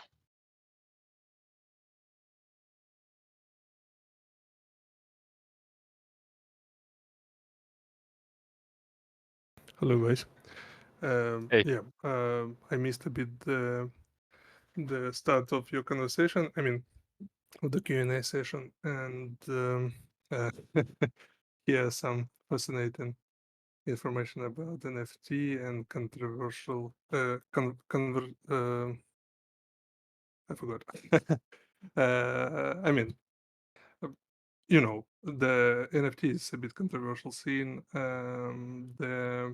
My question is a bit continue the previous speaker. How you plan to stick to your existing fan base, a loyal fan base, pretty small one, I believe, because you know, for the last 2 years that I actively played with my mates Shatterline, we have seen, you know, when daily the amount of players constantly decreasing, and right now you're adding NFT, and you know, I like. Do you worry about this about these moves? Do you do you agree that this is a potential risk to lost the most loyal fan base, the most loyal part of your fan base? I mean, I think it's just up to us to show people that this NFT integration, it's not something scammy. We're also not minting NFTs from the game. All we're doing is we're using NFTs to bring in other communities into the game, right? And the thing about NFTs, right, like I was saying earlier, people that own these NFTs are extremely passionate about them. They're extremely passionate about building the brand and building the IP for their individual NFTs. I think one thing that might not be commonly known is that for a lot of these NFTs, they come with commercial rights. So if you own this NFT, you can build brands and businesses around these. So again, another reason why people can become so passionate about them. So yeah, I mean, our focus just is right around bringing passionate communities of players, right, to the game. And NFTs are one way that we're trying to do that right now. So I think, again, like, let us show you that, you know, we will do a good job here. We will respect like the integrity of the game. This is our job at just bringing in new communities of players and offering rewards that we couldn't do otherwise. Yeah, I mean, this is understandable. I am talking more about you know, not to bring a new community to the game, but you know, to properly communicate with the existing community, because I mean, we all of us have seen these examples when, for example, JC Game World, they announced the NFT, some kind of NFT at the beginning of the Stalker promotion campaign, and the community was pissed off. Ubisoft tried a couple of times, and again, the community also was pissed off. Yeah, I mean, but they also integrated it in like a dumb way. You know, it's like Ubisoft allowed people to mint their helmets, you know, for what? You know, I think like when a lot of these companies, they minted NFTs, and what's the purpose of it, you know? Like, what is the purpose of these NFTs? Like, we're not minting NFTs. We're giving utility to existing NFTs, right? And I think that's a huge difference over the companies that you described, whether it's like the Stalker team or the Ghost Recon team, which was the one at Ubisoft that did stuff with NFTs. Okay, I Right. see your point. I mean, okay. I think okay, like NFTs that have no utility, like they shouldn't be NFTs to begin with. You know, it's like, what's the point? It's like having an in-game item that you can't use in the game. Like, what's the point? So I think it's just about us using NFTs for the right reason, or using blockchain tech for the right reason. Like for this prize pool, right? When people win this, you know, we're starting off this prize pool with 100,000 US dollars, right? When people win this prize pool, they can get paid instantly through smart contracts. Like that's just one example of blockchain tech being used in a way that you couldn't do otherwise, right? You cannot do that, right? You would have to go through some wire transfer via a normal bank, and maybe they get paid the next day. But usually with these companies, because it's so operationally intensive to do these mass payments, right? They say, you know what, I'll only pay you if you've made more than $100, and I'll pay you like in 30 days or 60 days. I mean, just look at Steam or Roblox or any of these other like platforms with UGC economies. right? So we're actually trying to use NFTs and Web3 tech for the right reason. And we'll just continue showing the community day after day that that's what we're doing. Okay. Okay. Thank you. Thank you for your answer.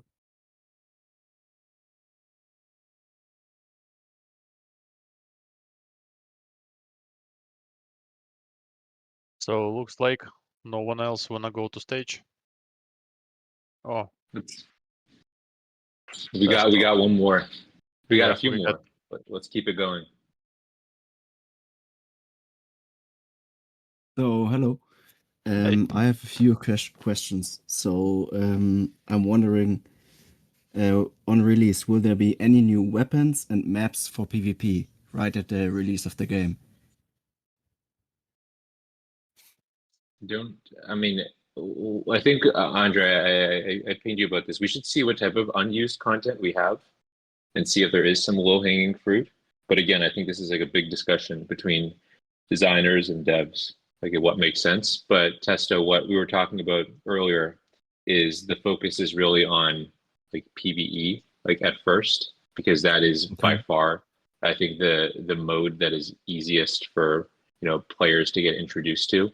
I think with PvP, unless the player base is much larger, right, and unless we can do some sort of matchmaking or like walled garden, it's really tough, for a new player to come in and just get wrecked immediately. So that's why it's just definitely really important to focus on the most casual friendly mechanics first until the player base is stable, and after that you can do a million things, like new maps, new modes, new whatever. But I think this is a matter of focus right now. Okay. And the other question is, I couldn't really understand it. So you said the NFTs aren't minted in Shatterline. So how are they created? They already exist. You can just go in the market, any marketplace, and buy one. If you own one already, that's what I'm saying. These heavy metal owners, Gabe 8-foot, he has 700 of them. So if you need one, I'm sure Gabe will delegate to you so you can play with one. You should, you can DM there, but yeah, they already exist. They're on marketplaces. Well, there's 30,000 of them that exist in total. Yeah, so what we're doing is we're using NFTs to bring in communities of passionate players that own these NFTs into the game. But this is not about minting new NFTs from Shatterline that have no use. Okay. Perfect. Thanks. I think that's all. Cool.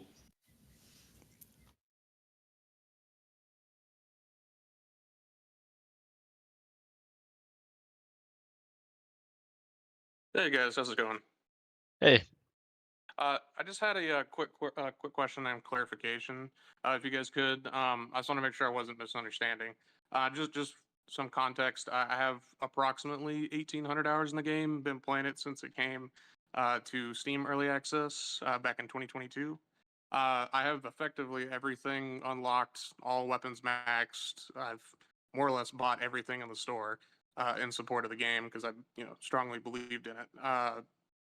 Is all that going to be lost, or is any of that retained?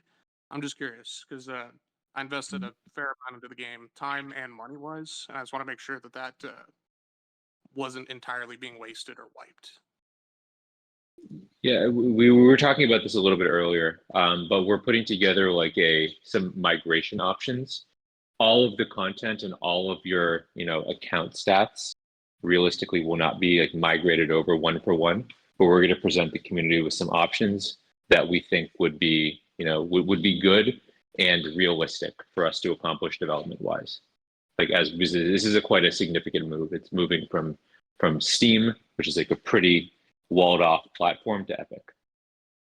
Right. Yeah, because I've seen other games that have done this where, and just for further context, we've not been promised guarantees that we'd be able to keep everything. We've mostly gotten, we'll do what we can, and if we lose stuff, we can't guarantee anything, but we'll do what we can for you guys to keep what you have, which is fine. But I know of other games where they've been in either beta or open beta. You lose all your progress, and you get a to be fair, kind of a piddly reward, like an hour of double XP boost and some random recolor of a skin. And that's your compensation for doing it. But in this particular instance, since the game has been out for so long on early access on Steam, it's not like a normal beta test of a normal game where it's only out for a couple days or a couple weeks for people to play. People have invested a fair amount of money and time into the game. Like I said, in my case, approximately 1,800 hours. I just want to make sure that, and again, in some ways, this might come off as a little conceited and narcissistic, but I kind of want to feel like my time and investment, money and time that I put in is not going to be just compensated with a glorified gift box. Yeah, no, we totally hear you. We're going to put together some options, and I think just stay tuned on Discord, and we'll do some poll or something here. But yeah, we'll put together some realistic options here, and then it'll be up to the community to choose the preferred one. Okay, cool. I appreciate it. Thanks for giving me the time. Cool. Thanks for coming. Thank you.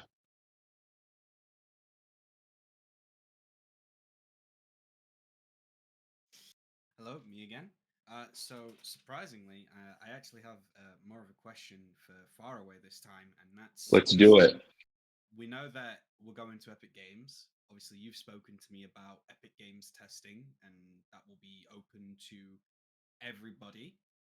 I didn't hear it mentioned at all anywhere else, so I was hoping maybe you can expand on that a little bit to everybody else while they're here. Maybe get them a little bit excited to not be away from the game for that long. Yeah. So I guess it won't be. We can't do like a mass player testing, but we will be holding play tests. We'll just need to invite players to the play test, and I'm sure like Andre can run through this process. But yeah, I mean, there's nothing closed off about this testing. We want people to continue to play the game. They can stream the game. They can do whatever they want here. But yeah, we'll be holding some play tests. I think Andre, we were talking about maybe something like mid-August or late August, something like that, when there's a release build cut. But yeah, we'd love to get players that haven't played previously into the playtest, as well as existing players who can hopefully show some of these new players like how to play and explain some of the mechanics. So yeah, playtest upcoming. Now, I do understand that obviously heavy metal NFT owners do get a little bit more prioritization in terms of getting into these tests. What is the metrics you're going to be using to let in actual Shatterline players?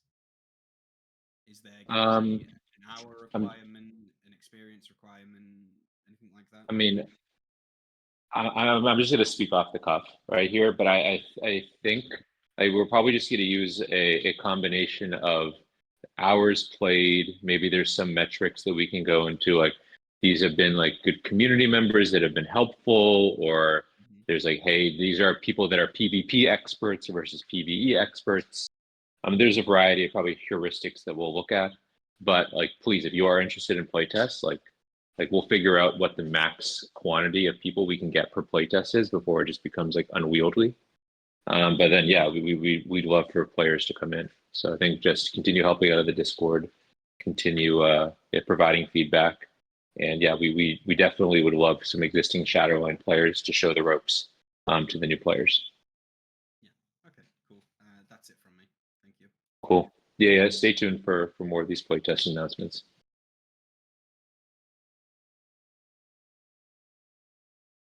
Hello. You mentioned about hello again. So you mentioned about those pay-to-trade points. How will the wallet linking or like the pay-to-trade work? Will I have to create a Fraglab account and link my wallet that way, or will It's a good reward question. be yeah? How will I be paid out? Will I be obligated to create an account, or how will this work? Yeah, it's a great question. So Faraway, we have an account system that Fraglab is integrating. So you'll see this continue with Faraway button. The same way Google has a continue with Google button. Like you click that, you create your account with your email, and then you can automatically create a Faraway wallet. So you don't need to have an existing wallet. You just click two buttons and you'll automatically have a blockchain wallet that's attached to your email. So And yeah, absolutely no reason to create a MetaMask or a Phantom wallet. and will this wallet be?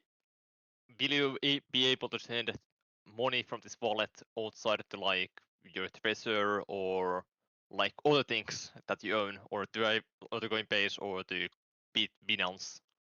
Yeah, you can do whatever you want with it. Yeah. So Will I get basically, it's your keys? wallet. Yeah. It's your wallet.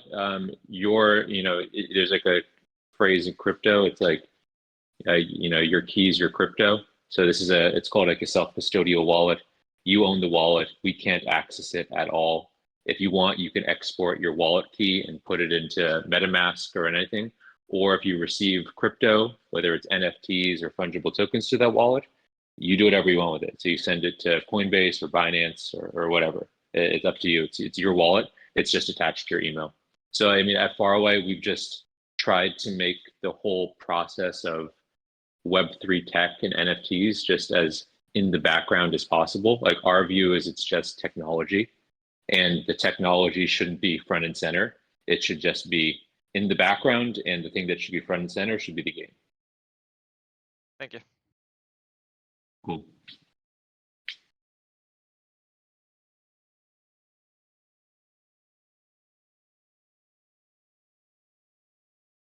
Good evening. I have a question about the transfer over of like what you keep when we move from Steam to Epic. And please correct me if I misunderstood anything about this. So the skins I currently have on Steam, do I keep those when moving to Epic? Not all of them, and not all of the progress. But over the next, like, I don't know, few weeks, we'll put together some options that, of what we can do from like a migration standpoint, and then the community will choose from those options. That's the only thing. We still need to do a pretty big dive into all of the different complexities of moving from Epic to Steam. But yeah, we promise to give you guys some options. You choose from those options, and that's what we'll do. So what is the deciding factor between what skins will be transferred over and which ones are not?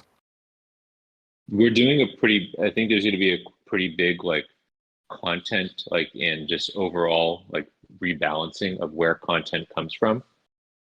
So I think once we get that done, we'll understand the constraints that we're working with, and that's what will inform those options that we provide to the community.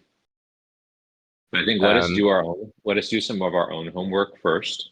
Let's see what's possible, and what won't break sort of the upcoming designs for where content is coming from, like after the Epic Games Store launch. All right, and then I have another question, and I'm not 100% sure because I think I've read this somewhere, but I'm not 100% sure. I think I've read somewhere that the store items will be put off, or maybe that was whenever the early access closes down. But right now, if I buy another skin on the store, would I get that on Epic, or should I just hold off on buying anything right now? I don't think you can buy anything right now. I think, Andre, you can correct me if I'm wrong, but I think purchases are disabled, aren't they? Monetization is disabled for a while. You cannot spend real money anymore. But some players might have leftovers of hard currency, or they could earn it somewhere. Okay, then I So, yeah. just misseen it because I still had the premium currency, and that's where the confusion came from. Yep. I mean, you can do whatever you want, I assume, with the premium currency, but that doesn't inform something being transferred or not transferred. I think this migration plan will propose a few options, and you guys can choose the best option. All right. Thank you. Okay, guys, we're almost over here. Who wants to be the final countdown? Yeah, there will be the last question.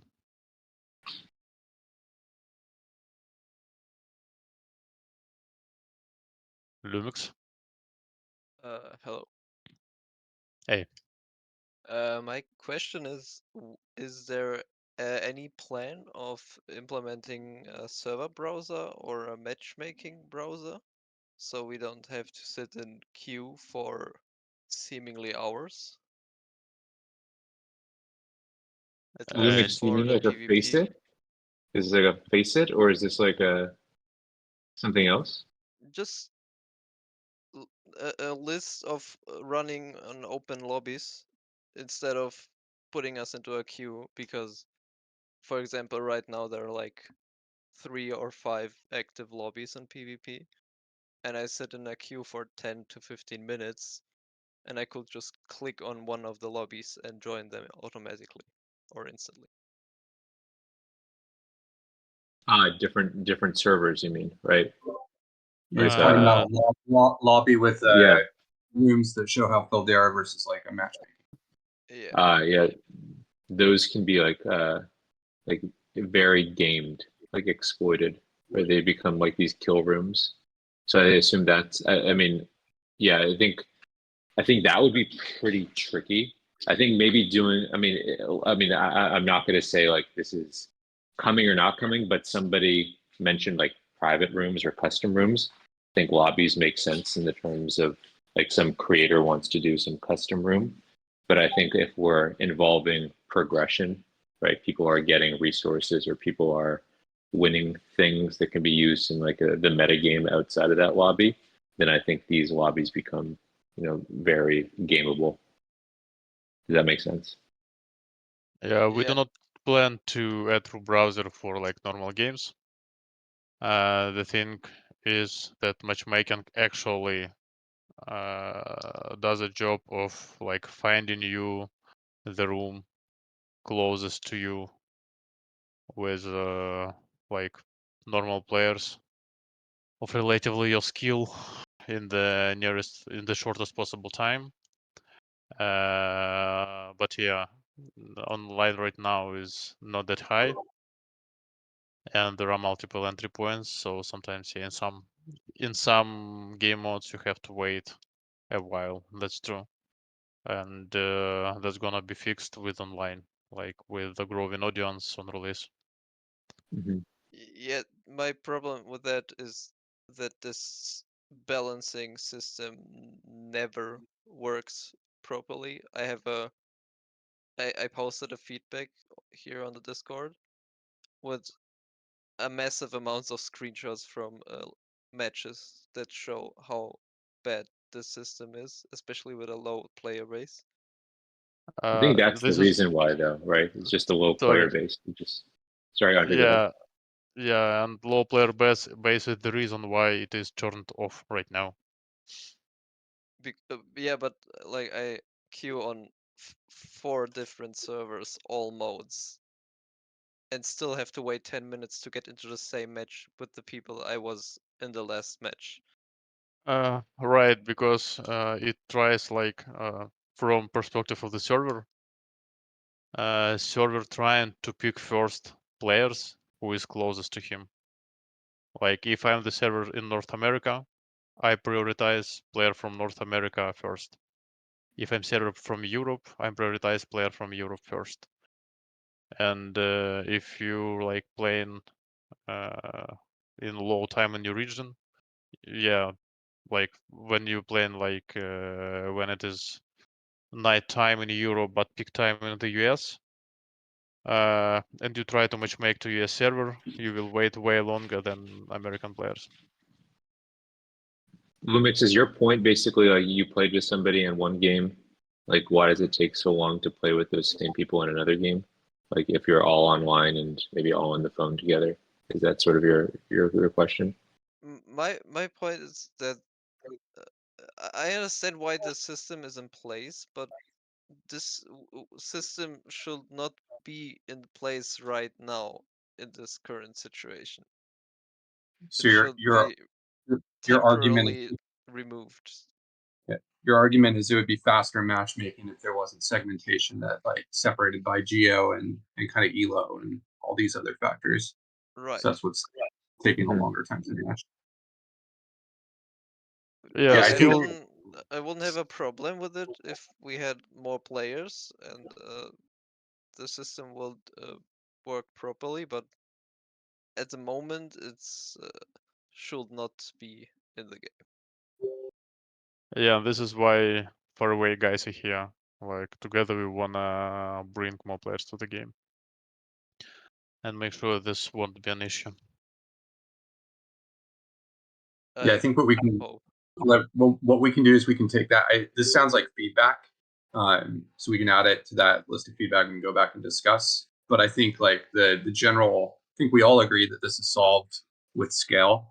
I think your point is that before there's scale, it's a question of priorities. Are we prioritizing elo and kind of like geolocation, or are we prioritizing fast matchmaking? So that's I'd say a question for us to go back and discuss. But I think we understand your point.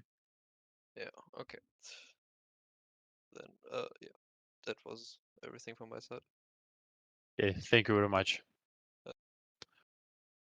I think we should finish for today. Thanks everyone for coming.